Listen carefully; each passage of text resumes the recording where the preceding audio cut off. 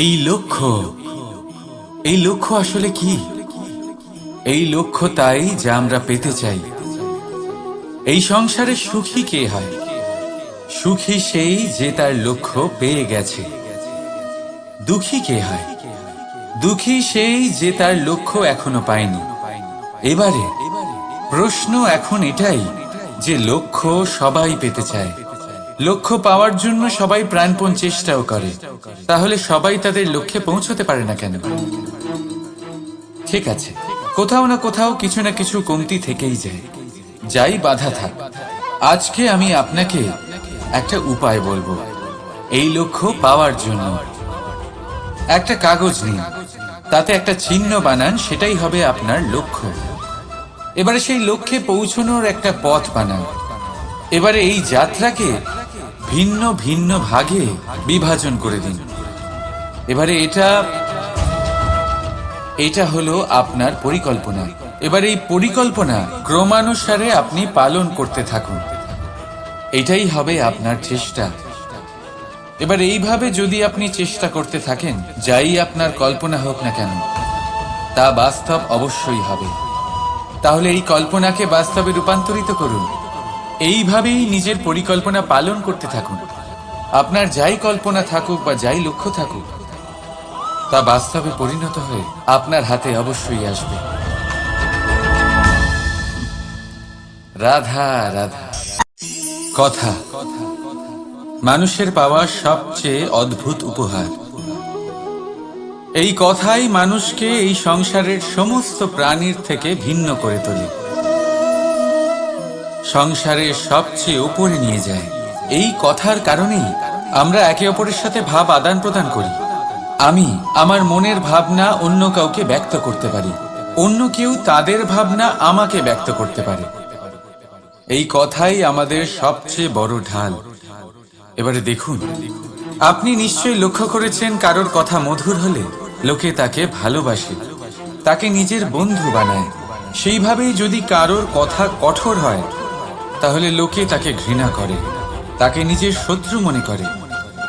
এই কথাই ভাষা হয়ে আমাদের ইতিহাস রচনা করে।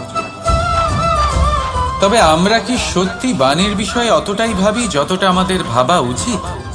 ভেবে দেখুন, মানুষের কথা বলতে শিখতে কত সময় লাগে। কোনো বালক 1.5 বছর বয়সে কথা বলতে শেখে, কেউ 2 বছরে, কেউ 3। এবার দেখুন, মানুষ 1.5 বছর বয়সে কথা বলতে শিখে গেলেও তার কি বলা উচিত এটা সারা জীবনেও শিখতে পারে না। এর উপরে মনোনিবেশ করুন, এটা বোঝবার চেষ্টা করুন কি বলা উচিত। নিজের কথা শুদ্ধ করুন, নিজের কথা মধুর করুন, আর সেই মধুরতার সাথে আমার সঙ্গে বলুন রাধা রাধা। ক্রোধ, লোকে বলে যে এই ক্রোধ পাপেরই মূল। কিন্তু সত্যি কি এই ক্রোধ পাপের মূল? একটু ভেবে দেখুন, এই ক্রোধ বাস্তবে আসলে কি? এই ক্রোধ একটা অনুভূতি যা আপনার মধ্যে হঠাৎই অসীমিত তেজ সঞ্চালন করে। এবারে আমি আপনাকে কিছু উদাহরণ দিচ্ছি যাতে আপনি বুঝতে পারেন যে ক্রোধ আপনার জন্য ভালো কি না। যদি কারোর সাথে অন্যায় হয় আর এটা দেখে আপনার ক্রোধ হয়, আর এই ক্রোধ আপনাকে তার সাহায্য করতে প্রেরণা যোগায়, তাহলে এই ক্রোধ অবশ্যই ভালো। যদি কোথাও আপনি দেখেন যে কোনো নারীর উপরে অত্যাচার হচ্ছে আর সেটা দেখে আপনার ক্রোধ হয়, আর এই ক্রোধ আপনাকে তার সাহায্য করতে সাহস যোগায়, তাহলে এই ক্রোধ অবশ্যই ভালো। যদি এই সংসারে কোথাও আপনি কোনো অনৈতিক কাজ বা ছলনা দেখেন আর আপনার তাতে ক্রোধ না হয়, কিছুই অনুভব করেন না, তাহলে এটা কাপুরুষতা। তার মানে এটাই যে আপনি আপনার মনুষ্যত্ব হারিয়ে ফেলেছেন। তাই এটা বোঝার চেষ্টা করুন, আপনার ক্রোধের তেজের ব্যবহারের ওপরে নির্ভরশীল হলো এই ক্রোধ আপনার জন্য পাপের সমান, নাকি এই ক্রোধ আপনার জন্য পুণ্যের স্থাপক। রাধা রাধা। মোহ। শাস্ত্রে লেখা আছে যে মোহ শুধু সেই ব্যক্তিকেই নয়, বরং সেই আরেক ব্যক্তিকেও বিনাশ করে দেয় যার ওপরে সেই মোহ আছে। এবারে লোকে কি করেন, এই শাস্ত্রে লেখা কথাগুলি শুধু শাব্দিক অর্থে নেন। এই মোহ দেখুন, এটা শুভও হতে পারে, শুধু এর রূপ ভিন্ন ভিন্ন হয়। এটা ভালো করে বুঝতে হবে। এবারে মোহ যদি কোনো বস্তুর উপরে থাকে তাহলে তা লালসা হয়ে যায়। মোহ কোনো বিশেষ ব্যক্তির উপরে হয়ে গেলে তা প্রেম নয়, আকর্ষণ হয়ে যায়। মোহ কোনো চাহিদার উপরে হয়ে গেলে তা বাসনা হয়ে যায়, বানাতে চাইবে। ভেবে দেখুন, সিদ্ধান্ত আপনার। রাধা রাধা। অভিমান, আত্মসম্মান, অহংকার, দেখতে গেলে এই তিনটি শব্দ ভিন্ন ভিন্ন, কিন্তু এর মূল আধার একই, আত্মসম্মান। এবার যদি কথা বলি আপনার শরীরে, আপনার সংস্কৃতি, আপনার সম্পর্কে, তাহলে অভিমান থাকা স্বাভাবিক। এবার যদি কথা বলি আপনার ব্যক্তিত্ব নিয়ে, আপনার আদর্শ নিয়ে, আপনার বিচারধারা নিয়ে, তাহলে আত্মসম্মান হলো একটা গুণ।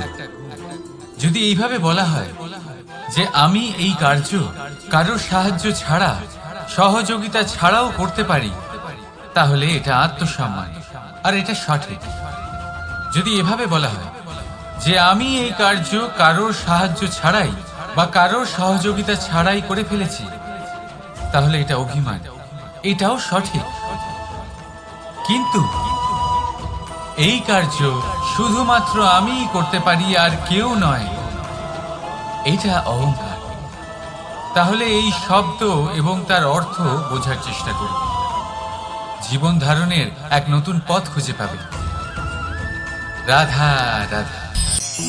বাবার এক মিত্র ছিলেন, বড়ই দুঃখী ছিলেন, বিপদে পড়েছিলেন। কি করবেন? ব্যবসা ভালোভাবে চলছিল না, বাড়িতে শান্তি ছিল না, সমস্ত জায়গায় ক্ষতি হচ্ছিল। তাই উনি একজন জ্যোতিষীকে দেখালেন। জ্যোতিষী বললেন, আপনার যে বাড়ি আছে সেটা আপনার জন্য অশুভ, আপনার এই বাড়ি পাল্টে ফেলুন।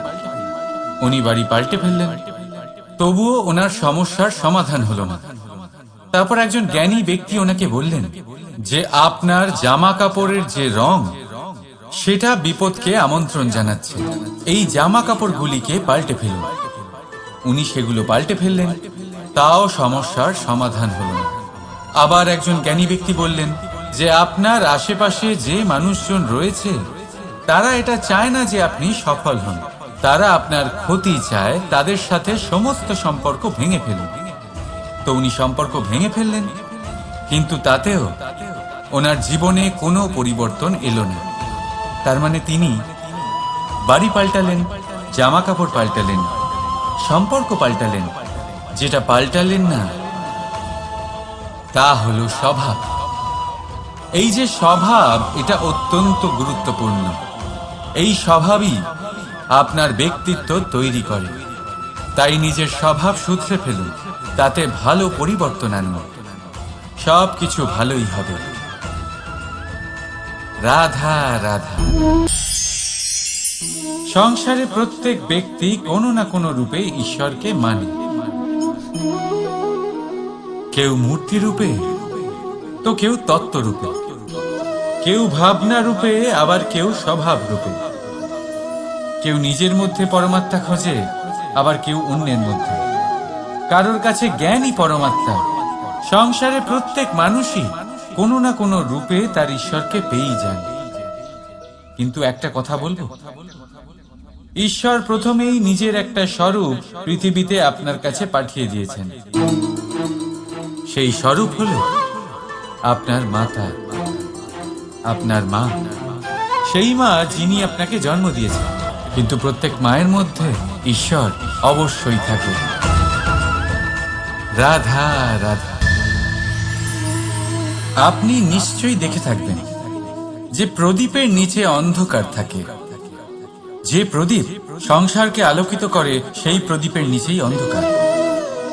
এবারে অনেক মানুষ আছে যারা এই বিষয়টা এইভাবে দেখে যে ব্যক্তি নিজের সমস্যার সমাধান করতে পারে না আর গোটা সংসারকে উপদেশ দেয়। কিন্তু এইটা দেখার আরো একটা দৃষ্টিভঙ্গি আছে, আর সেটা হচ্ছে যে স্বয়ং জ্বলে সংসারকে আলোকিত শুধু সেই করতে পারে যা রাধার বড়ই শীতল হয়। এই সংসারের পথপ্রদর্শক সেই হতে পারে, এই সংসারকে দিশা সেই দেখাতে পারে যার মধ্যে সন্তোষ আর ধৈর্য শক্তি আছে। এবারে দেখুন, এটা অত্যন্ত গুরুত্বপূর্ণ বিষয় যে বিবেক তখনই কাজ করে যখন মন শান্ত থাকে, যখন মন শীতল থাকে। তাই যদি আপনি এই জীবনে কোনো বড় কর্ম করতে চান, তাহলে সর্বপ্রথম আপনার এই মনকে, এই বিবেককে, এই হৃদয়কে, এই আধারকে, এই ভূমিকে শীতল রাখতে শিখুন। ধৈর্য ধরুন। সংসারে এমন কিছু নেই যা আপনি করতে পারবেন না। রাধা রাধা।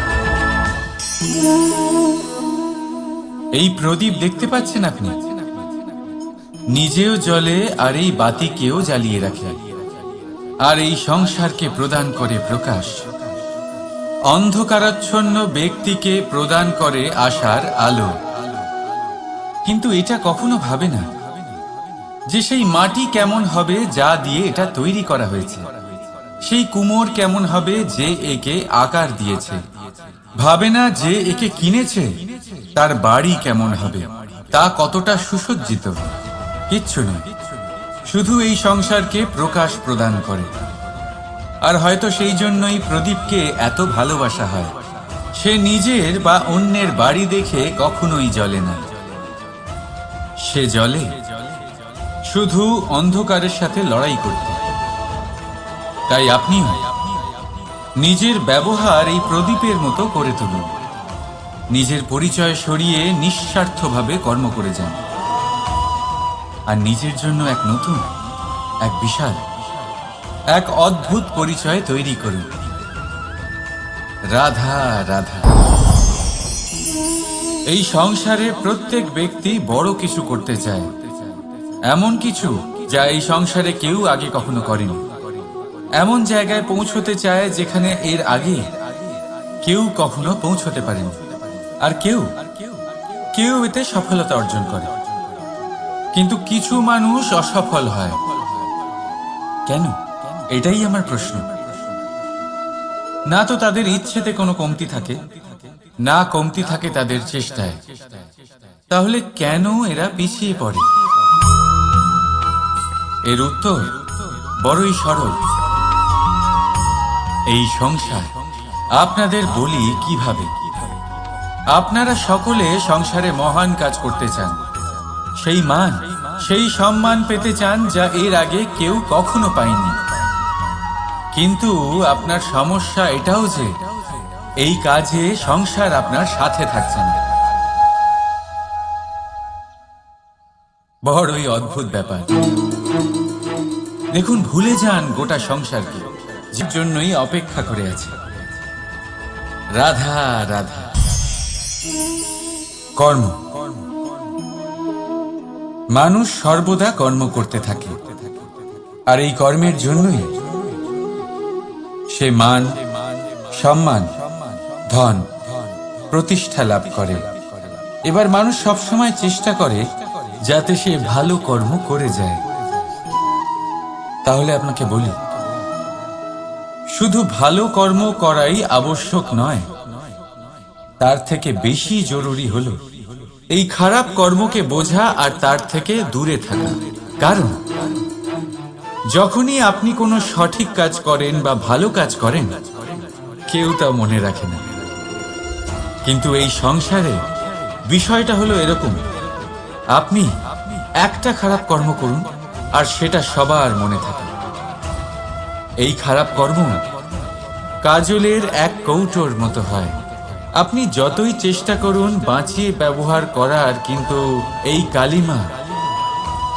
কালিমা কোথাও না কোথাও অবশ্যই লেগে থাকে। সেই জন্য জীবনে ভালো কর্ম অবশ্যই করুন, কিন্তু তার থেকেও বেশি জরুরি হলো এই খারাপ কর্মের থেকে দূরত্ব বজায় রাখা।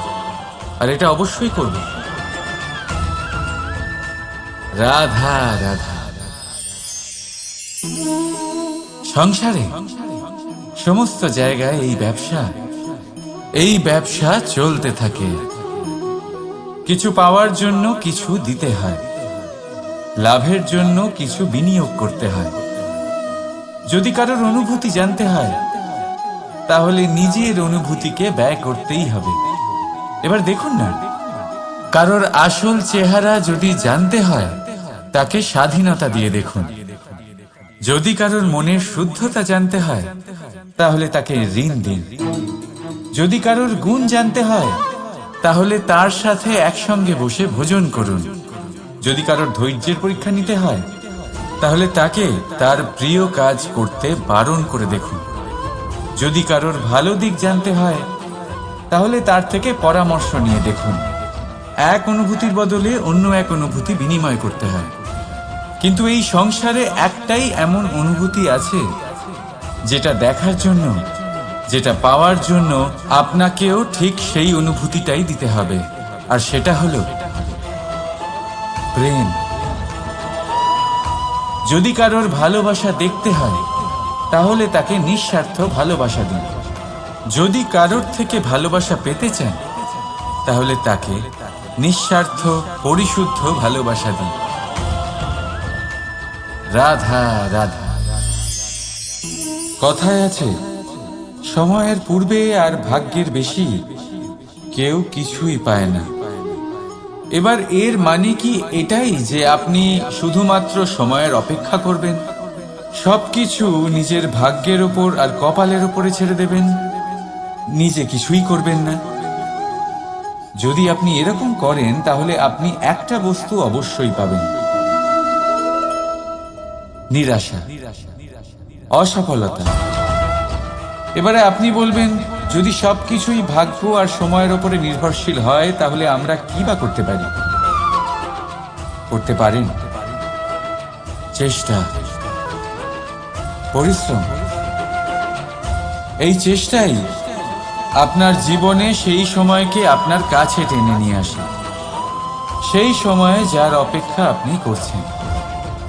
আর এই ভাগ্য তার সামনেই নত হয় যে সর্বদা পরিশ্রম করতে থাকে। রাধা রাধা। এই পদ্মফুল দেখতে পাচ্ছেন? এর অভ্যেস হলো জলস্তরের ওপরে ভাসা। সেই জন্য জলাশয়ের জলস্তর যখন বৃদ্ধি পায়, এই যে ফুলের কাণ্ড দেখছেন সেটাও বাড়তে থাকে, যাতে এই ফুল জলস্তরের ওপরে থাকে। কিন্তু যখন সেই জলাশয়ে জলস্তর নামতে থাকে, সেই কাণ্ড নিজেকে ছোট করতে পারে না, আর এই ফুল নিজের ভারে নিজেই ভেঙে পড়ে। এবার এটা আমাদের সাথেও হয়। সময়ের সাথে আমরা জীবনে যত সাফল্য পাই, আমাদের জীবনের স্তর বাড়তে থাকে। আর যখন আমাদের সংস্থান কমতে থাকে, আমরা সেই জীবন স্তর ছাড়তে পারি না, আর শেষ পর্যন্ত সেই জীবন স্তরের কারণেই ভারাক্রান্ত হয়ে শেষ হয়ে যায়। সেই জন্য যদি কিছু রাখতে হয় তাহলে তা হলো দৃষ্টিভঙ্গি।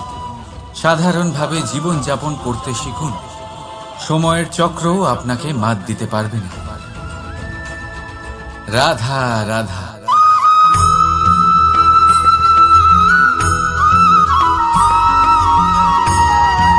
এই সংসারের সব থেকে বড় সুখ কি? কেউ বলবেন নিজের লক্ষ্য প্রাপ্ত করা, কেউ বলবেন ধন উপার্জন করা, কেউ বলবেন নিদ্রাই সব থেকে বড় সুখ, কেউ বলবেন রাজ্য লাভ করা, আবার কেউ বলবেন মাতার হাত থেকে খাবার খাওয়া, আদি ইত্যাদি। কিন্তু যদি সত্যি কথা বলি, এই সংসারের সব থেকে বড় সুখ হলো সেবা করা। কখনো কাউকে সেবা করে দেখুন। এই সেবা দ্বারা অন্য কোনো মানুষের আশীর্বাদ লাভ করাতেই সুখ রয়েছে। আপনার সেবা ভাব দ্বারা যখন কোনো মানুষ নিজের অন্তরাত্মা থেকে আপনাকে আশীর্বাদ করে, তার থেকে বড় সুখ আর কিছুই নেই। কারণ প্রত্যেক মানুষের মধ্যে ঈশ্বর বাস করেন। নরের সেবাই হলো নারায়ণের সেবা। নিষ্কাম সেবা করাই হলো সব থেকে বড় সুখ। তাই নিজের অন্তরে সেবার এই ভাব জাগ্রত করুন।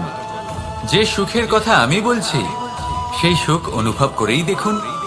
এই মন সুপ্রসন্ন হয়ে বলবে, রাধা রাধা।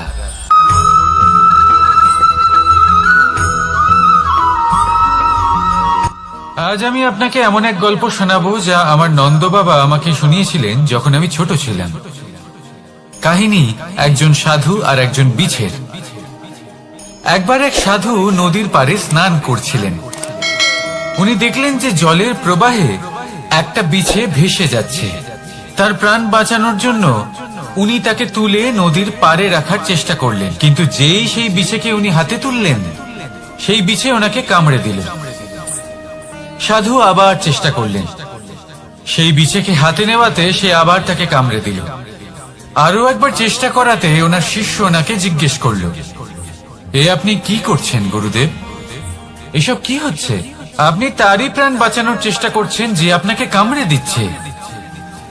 গুরুদেব উত্তর দিলেন, যে ও বিছে হয়েই নিজের কর্ম করছে, নিজের প্রবৃত্তি, নিজের ব্যবহার বদলাচ্ছে না, তাহলে আমি সাধু হয়ে তা কেন বদলাবো?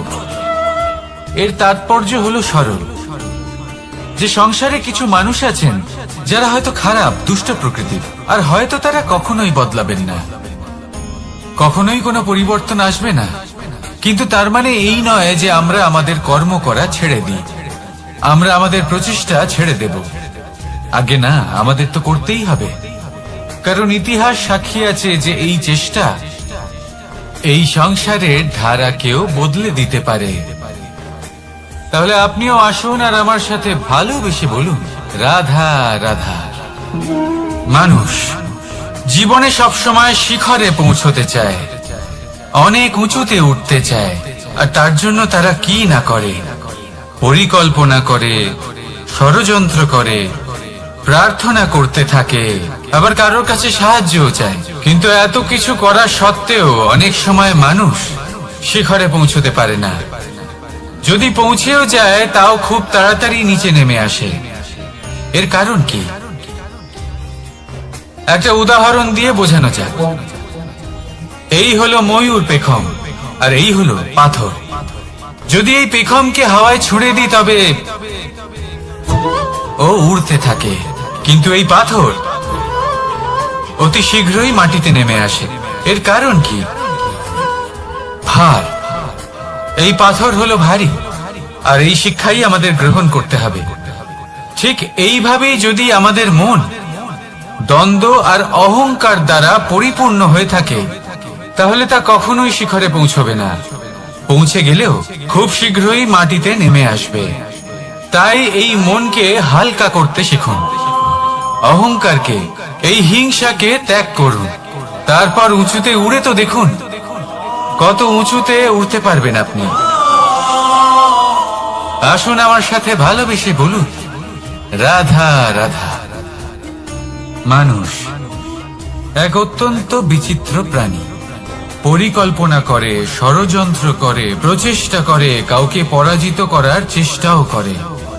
সাপকে একটা দড়ি মনে করে হাতে চেপে ধরার চেষ্টা করে, কিন্তু একটা কথা বুঝতেই পারে না, সময়ের এই সাপ, এটা হাতে চেপে ধরাই যায় না। আর আপনি যা করবেন তা আবার ফিরে আসবে আপনারই সামনে।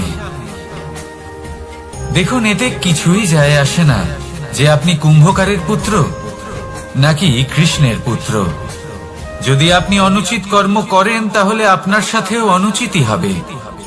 অশুভ কর্ম করলে আপনার সাথেও অশুভই হবে।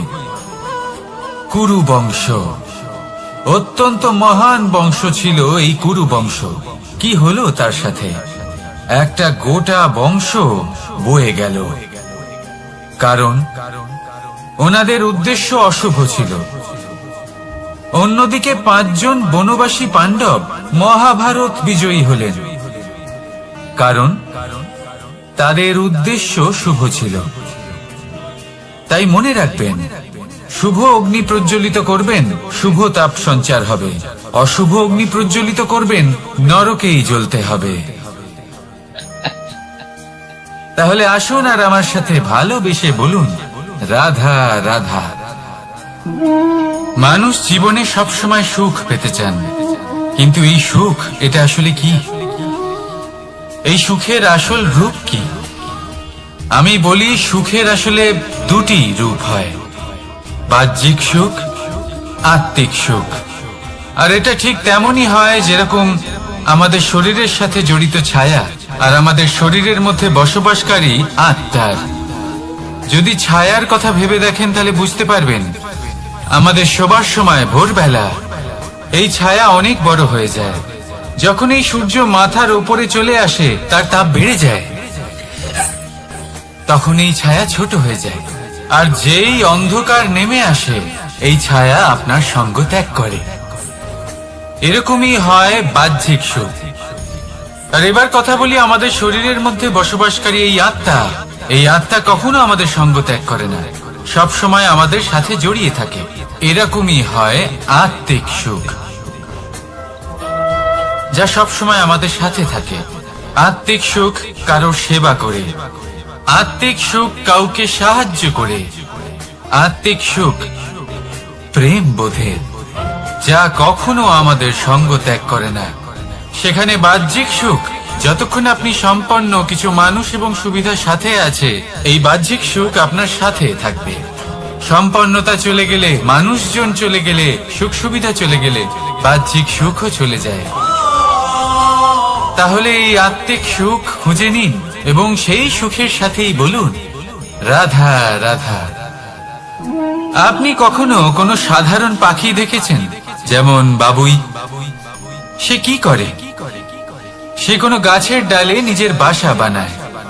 এবার সেইখানে বাসা বানানো সহজ ব্যাপার, কারণ সামগ্রী আশেপাশেই পাওয়া যায়। কিন্তু সমস্যা হলো আক্রমণ। কোনো সাপ বা অন্য কোনো পশু ওর বাসাতে ওর সন্তানদের উপর না আক্রমণ করে বসে, এই ভয়ে তার সব সময় থাকে। আর এটা সব থেকে কঠিন ব্যাপার এদের জন্য, নিজের বাসায় নিজের সন্তানদের সুরক্ষা। আর বাজ পাখি, যদি আমরা বাজের কথা বলি তাহলে তারা কি করে? বাজ পাখি কোনো উঁচু পাহাড়ের শিখরে, কোনো পাথরের খাঁজে নিজের বাসা তৈরি করে। এবার ওখানে বাসা বানানো একেবারেই সহজ ব্যাপার নয়, কারণ সামগ্রী আশেপাশে পাওয়া যায় না, দূর থেকে নিয়ে আসতে হয়।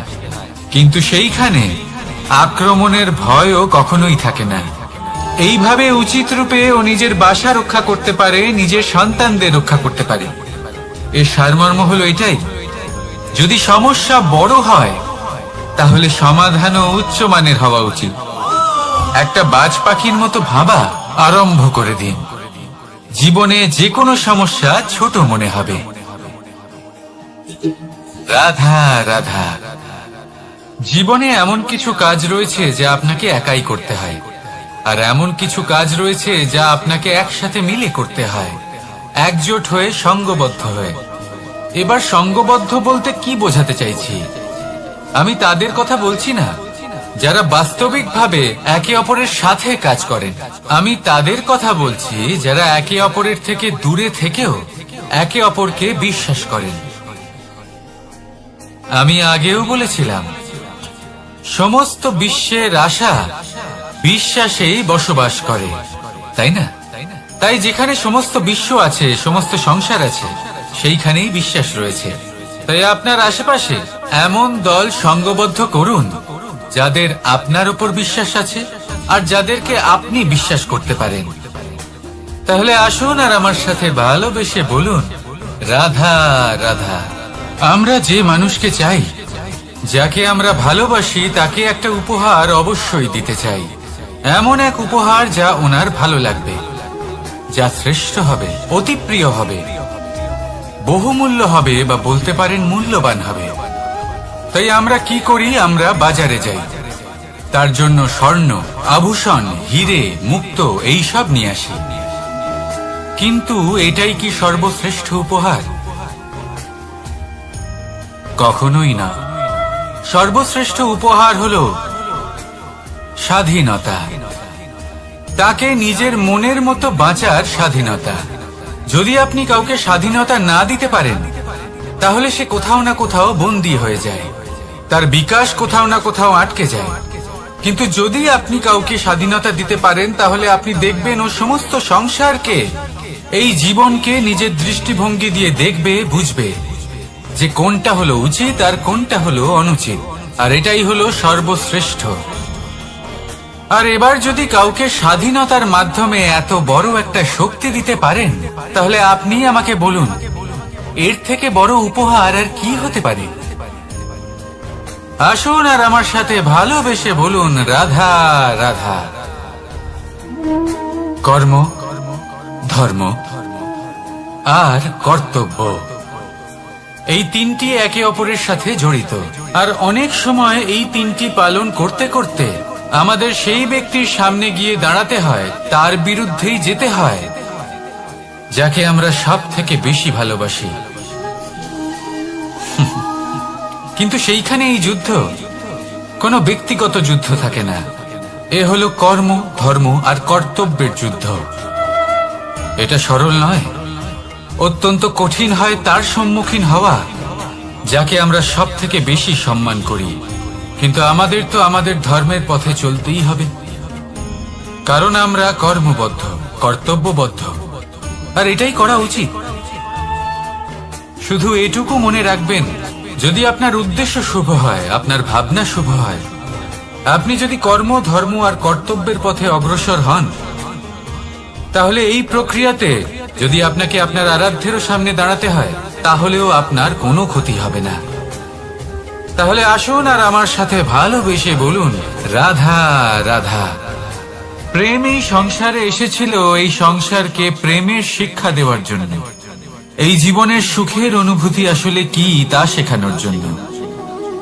কিন্তু যদি সত্যি কথা বলি, তো আমি নিজেই প্রতিদিন প্রেমের নতুন নতুন স্বরূপ দেখতে পাই, প্রেমের একটা নতুন অনুভূতি প্রত্যেক নতুন দিনে। আর তার কারণ হলো এই প্রেম অনন্ত, এ হলো দৈব। প্রেম হলো এই সংসারের সব থেকে বড় ঢাল এবং সব থেকে বড় অস্ত্র।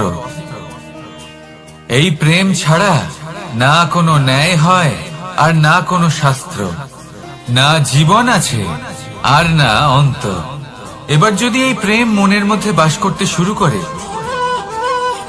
তাহলে কখনো কোনো সমস্যাই হবে না, আর যদি হয়েও থাকে তাহলে তা স্থায়ী হবে না। এই প্রেম কি না করতে পারে?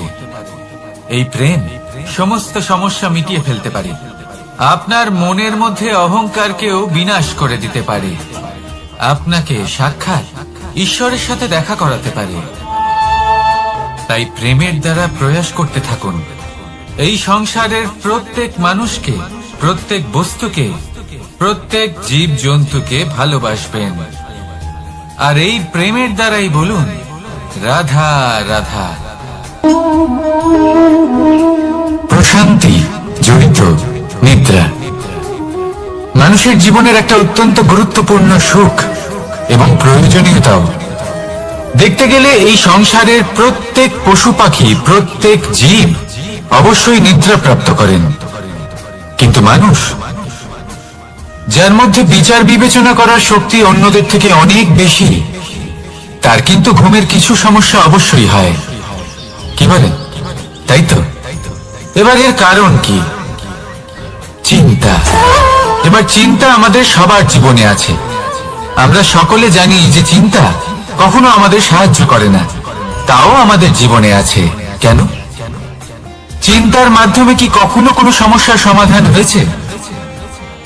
অর্থের চিন্তা করলে কি অর্থ লাভ হয়? ভবিষ্যতের চিন্তা করলে কি ভবিষ্যৎ ঠিক হয়ে যায়? স্বাস্থ্যের চিন্তা করলে কি স্বাস্থ্য নিজে থেকেই ঠিক হয়? হয় না। তাহলে এই সব কিছু থেকে আমাদের একটা ছোট্ট শিক্ষা অবশ্যই লাভ করা উচিত। আপনিও আপনার কাঁধ থেকে চিন্তার এই বোঝা নামিয়ে ফেলুন, আর ইচ্ছে, এই সব ইচ্ছে একত্রিত হয়ে আমাদের মনে চিন্তা উৎপন্ন করে। তাই এই চিন্তাগুলিকে ত্যাগ করুন, প্রকৃতির প্রেমের উপর বিশ্বাস রাখুন। মনে রাখবেন, যিনি চিন্তামুক্ত হবেন তিনি চিতামুক্ত হবেন। সুখের নিদ্রা প্রাপ্ত করুন, আর নিদ্রায় যাবার আগে আমার সাথে ভালোবেসে বলুন রাধা রাধা। মহাদেব সেই দেবতা যিনি মহান, যাকে দেবতাদের দেবতা বলা হয়, যিনি হলেন আমার আরাধ্য। কখনো আপনার মনে এই প্রশ্ন এসেছে যে শিবকেই কেন মহাদেব বলা হয়, অন্য কোনো দেবতাকে কেন বলা হয় না? সেই কারণ মহাদেবের মধ্যে, ওনার মধ্যে এমন এক বিশেষ গুণ রয়েছে যা অন্য কারণ নেই। তা হলো নিঃস্বার্থ হয়ে মানুষের সেবা করা। যদি প্রয়োজন পড়ে, যদি সৃষ্টির পথে বিনাশের কালো মেঘ ছেয়ে থাকে, তখন নিজের প্রাণের চিন্তা না করে হলাহল পান করার জন্য প্রস্তুত থাকেন মহাদেব। আর এই অদ্বিতীয় ত্যাগের জন্যই শিবকে মহাদেব বলে ডাকা হয়। এবার যদি কোনো মানুষও নিঃস্বার্থ ভাবনার দ্বারা নিজেকে অর্পণ করে দেয় এই জগতের কল্যাণের জন্য, মানুষের সেবার জন্য, তাহলে তিনিও মহাপুরুষ, মহামানব হতে পারেন।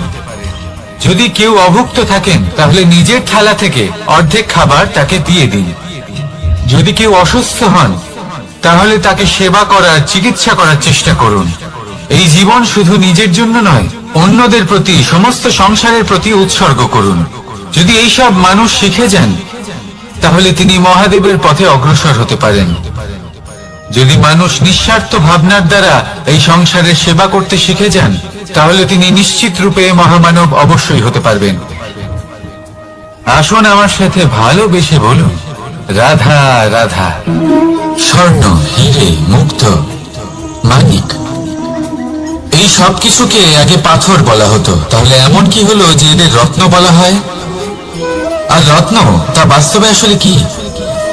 এটা হলো সেই পাথর যাকে আগে আগুনের তাপ সহ্য করতে হয়েছে, পরখ করা হয়েছে, যাচাই করা হয়েছে, এদের কাটার চেষ্টা করা হয়েছে, কিন্তু তারা কখনোই নষ্ট হয়নি, বরং তারা